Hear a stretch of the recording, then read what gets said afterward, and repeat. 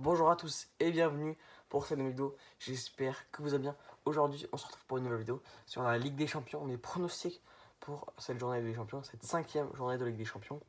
On va commencer par les rencontres du mardi, de la moins importante à la plus importante, et on va classer évidemment en fonction des clubs français, si des clubs français sont dedans ou pas.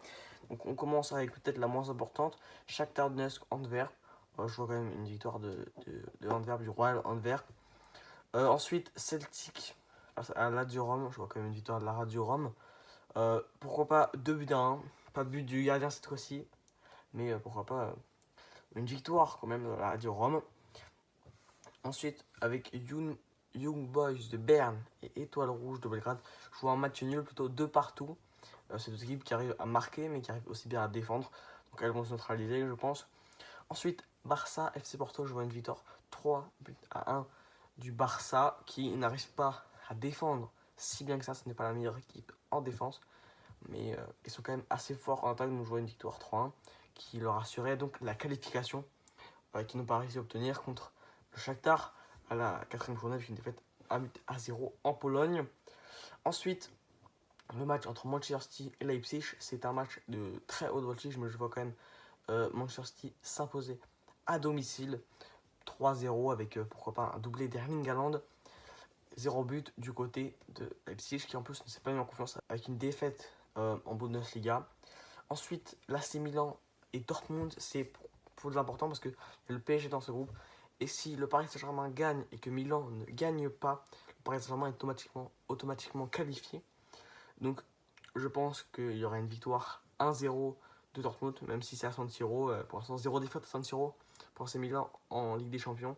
Mais je vois quand même une défaite demain face à Dortmund. Ensuite, le Paris Saint-Germain, je le vois s'imposer 1-0 avec un but de Kylian Mbappé, 1 ou 2-0, je sais pas.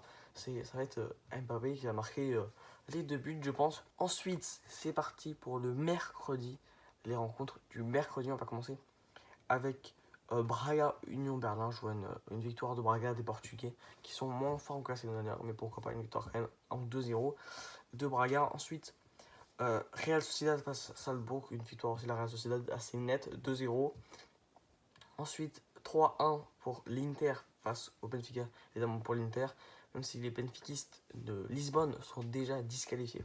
Ils ne joueront ni l'Europe, ni l'Europa League, ni la Ligue des Champions. Ensuite, une rencontre entre le FC Séville et PSV Eindhoven, une rencontre très importante parce que c'est dans le groupe de Lens et je vois une victoire du PSV Eindhoven, même si c'est à Séville, je vois pourquoi pas.